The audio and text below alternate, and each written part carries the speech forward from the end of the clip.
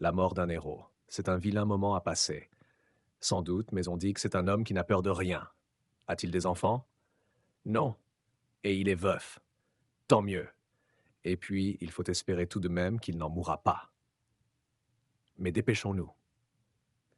En entendant ces propos funèbres, M. Gaspard Lalouette, honnête homme, marchand de tableaux et d'antiquités, établi depuis 10 ans rue Laffitte, et qui se promenait ce jour-là quai Voltaire, examinant les devantures des marchands de vieilles gravures et de bric-à-brac, leva la tête. Dans le même moment, il était légèrement bousculé sur l'étroit trottoir par un groupe de 3 jeunes gens, coiffés du béret d'étudiants, qui venaient de déboucher de l'angle de la rue Bonaparte et qui, toujours causant, ne prit point le temps de la moindre excuse.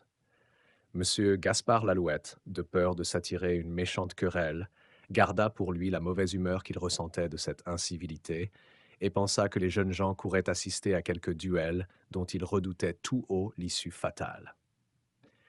Et il se reprit à considérer attentivement un coffret fleur-de-lysée qui avait la prétention de dater de Saint-Louis et d'avoir peut-être contenu le psautier de Madame Blanche de Castille.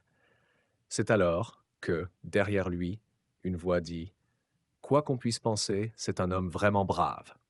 Et une autre répondit: «On dit qu'il a fait 3 fois le tour du monde, mais en vérité, j'aime mieux être à ma place qu'à la sienne, pourvu que nous n'arrivions pas en retard.» Monsieur Lalouette se retourna. 2 vieillards passaient, se dirigeant vers l'Institut en pressant le pas. «Et quoi?» pensa M. Lalouette. «Les vieillards seraient-ils subitement devenus aussi fous que les jeunes gens?» M. Lalouette avait dans les 45 ans environ, l'âge où l'on n'est ni jeune ni vieux. En voici 2 qui m'ont l'air de courir au même fâcheux rendez-vous que mes étudiants de tout à l'heure. L'esprit ainsi préoccupé, M. Gaspard Lalouette s'était rapproché du tournant de la rue Mazarine, et peut-être se serait-il engagé dans cette voie tortueuse, si 4 messieurs qu'à leur redingote, chapeau haut de forme et serviettes de maroquin sous le bras, on reconnaissait pour des professeurs, ne s'étaient trouvés tout à coup en face de lui, criant et gesticulant: «Vous ne me ferez pas croire tout de même qu'il a fait son testament. S'il ne l'a pas fait, il a eu tort. On raconte qu'il a vu plus d'une fois la mort de près. Quand ses amis sont venus pour le dissuader de son dessein, il les a mis à la porte. Mais au dernier moment, il va peut-être se raviser. Le prenez-vous pour un lâche? Tenez, le voilà, le voilà.» Et les 4 professeurs se prirent à courir, traversant la rue, le quai, et obliquant, sur leur droite, du côté du pont des Arts. Monsieur Gaspard Lalouette, sans hésiter, lâcha tous ses bric-à-brac. Il n'avait plus qu'une curiosité, celle de connaître l'homme qui allait risquer sa vie dans des conditions et pour des raisons qu'il ignorait encore, mais que le hasard lui avait fait entrevoir particulièrement héroïques. Il prit au cours sous les voûtes de l'Institut pour rejoindre les professeurs et se trouva aussitôt sur la petite place dont l'unique monument porte, sur la tête, une petite calotte appelée généralement coupole.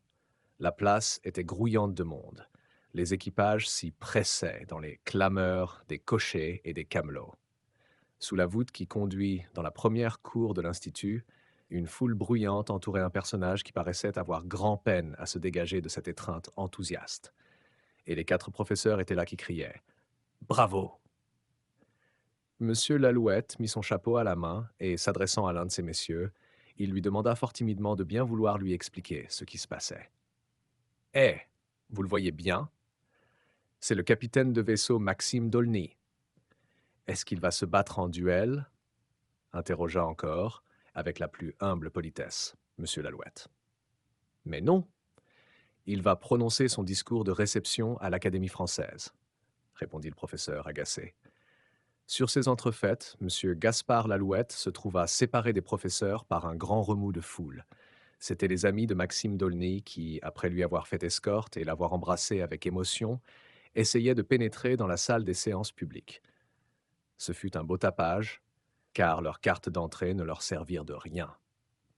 Certains d'entre eux qui avaient pris la sage précaution de se faire retenir leur place par des gens à gages en furent pour leurs frais, car ceux qui étaient venus pour les autres restèrent pour eux-mêmes. La curiosité, plus forte que leur intérêt, les cloua à demeure. Cependant, Comme M. Lalouette se trouvait acculé entre les griffes pacifiques du lion de pierre qui veille au seuil de l'immortalité, un commissionnaire lui tint ce langage. Si vous voulez entrer, monsieur, c'est 20 francs. Monsieur Gaspard Lalouette, tout marchand de bric-à-brac et de tableaux qu'il était, avait un grand respect pour les lettres. Lui-même était auteur. Il avait, il avait publié 2 ouvrages qui étaient l'orgueil de sa vie, l'un sur les signatures des peintres célèbres et sur les moyens de reconnaître l'authenticité de leurs œuvres, l'autre sur l'art de l'encadrement, à la suite de quoi il avait été nommé officier d'académie. Mais jamais il n'était entré à l'académie, et surtout jamais l'idée qu'il avait pu se faire d'une séance publique à l'académie n'avait concordé avec tout ce qu'il venait d'entendre et de voir depuis un quart d'heure. Jamais, par exemple, il n'eût pensé qu'il fût si utile pour prononcer un discours de réception, d'être veuf, sans enfant, de n'avoir peur de rien et d'avoir fait son testament. Il donna ses 20 francs et, à travers 1000 orions, se vit installé tant bien que mal dans une tribune où tout le monde était debout regardant dans la salle. C'était Maxime d'Aulnay qui entrait. Il entrait un peu pâle, flanqué de ses 2 parrains, monsieur le comte de Bray et le professeur Palaiseau, plus pâle que lui. Un long frisson secoua l'assemblée. Les femmes, qui étaient nombreuses et de choix, ne purent retenir un mouvement d'admiration et de pitié. Une pieuse douairière se signa. Sur tous les gradins, on s'était levé, car toute cette émotion était infiniment respectueuse, comme devant la mort qui passe. Arrivé à sa place, le récipiendaire s'était assis entre ses 2 gardes du corps, puis il releva la tête et promena un regard ferme sur ses collègues, l'assistance, le bureau, et aussi sur la figure attristée du membre de l'illustre assemblée chargé de le recevoir. À l'ordinaire, ce dernier personnage apporte à cette sorte de cérémonie une physionomie féroce, présage de toutes les tortures littéraires qu'il a préparées à l'ombre de son discours. Ce jour-là, il avait la mine compatissante du confesseur qui vient assister le patient à ses derniers moments. Monsieur Lalouette, tout en considérant attentivement le spectacle de cette tribu habillée de feuilles de chêne, ne perdait pas un mot de ce qui se disait autour de lui. On disait, ce pauvre Jean Mortimar était beau et jeune comme lui, et si heureux d'avoir été élu. Vous rappelez-vous quand il s'est levé pour prononcer son discours? Il semblait rayonner, il était plein de vie. On aura beau dire, ça n'est pas une mort naturelle. Non, ça n'est pas une mort naturelle. Monsieur Gaspard Lalouette ne put en entendre davantage sans se retourner vers son voisin pour lui demander de quelle mort on parlait là, et il reconnut que celui à qui il s'adressait n'était autre que le professeur, qui tout à l'heure l'avait renseigné déjà, d'une façon un peu bourrue. Cette fois encore, le professeur ne prit pas de gants. Vous ne lisez donc pas les journaux, monsieur? Eh bien, non, monsieur Lalouette, ne lisez pas les journaux. Il y avait à cela une raison que nous aurons l'occasion de dire plus tard, et que monsieur Lalouette ne criait pas par-dessus les toits. Seulement, à cause qu'il ne lisait pas les journaux, le mystère dans lequel il était entré en pénétrant, pour 20 francs, sous la voûte de l'Institut, s'épaississait à chaque instant, davantage. C'est ainsi qu'il ne comprit rien à l'espèce de protestation qui s'éleva quand une noble dame, que chacun dénommait la belle madame de Bithynie, entra dans la loge qui lui avait été réservée. On trouvait généralement qu'elle avait un joli toupet. Mais encore M. Lalouette ne sut pas pourquoi. Cette dame considéra l'assistance avec une froide arrogance, adressa quelques paroles brèves à de jeunes personnes qui l'accompagnaient et fixa de son face à main M. Maxime d'Aulnay. Elle va lui porter malheur, s'écria quelqu'un. Et la rumeur publique répéta. Oui, oui, elle va lui porter malheur. M. Lalouette demanda pourquoi va-t-elle lui porter malheur. Mais personne ne lui répondit. Tout ce qu'il put apprendre d'à peu près certain, c'est que l'homme qui était là-bas, prêt à prononcer un discours, s'appelait Maxime d'Aulnay, qu'il était capitaine de vaisseau, qu'il avait écrit un livre intitulé Voyage autour de ma cabine, et qu'il avait été élu au fauteuil occupé naguère par Maigre d'Abbeville. Et puis le mystère recommença avec des cris, des gestes de fou. Le public, dans les tribunes, se soulevait et criait des choses comme celle-ci, comme l'autre. N'ouvrez pas. Ah, la lettre. Comme l'autre. Comme l'autre. Ne lisez pas, ne lisez pas. Monsieur Lalouette se pencha et vit un appariteur qui apportait une lettre à Maxime d'Aulnay. L'apparition de cet appariteur et de cette lettre semblait avoir mis l'Assemblée hors d'elle. Seuls les membres du bureau s'efforçaient de garder leur sang-froid, mais il était visible que M. Hippolyte Patard, le sympathique secrétaire perpétuel, tremblait de toutes ses feuilles de chêne. Quant à Maxime D'aulnay, il s'était levé, avait pris des mains de l'appariteur la lettre et l'avait décachetée. Il souriait à toutes les clameurs. Et puisque la séance n'était pas encore ouverte, à cause que l'on attendait Monsieur le chancelier, il lut et il sourit.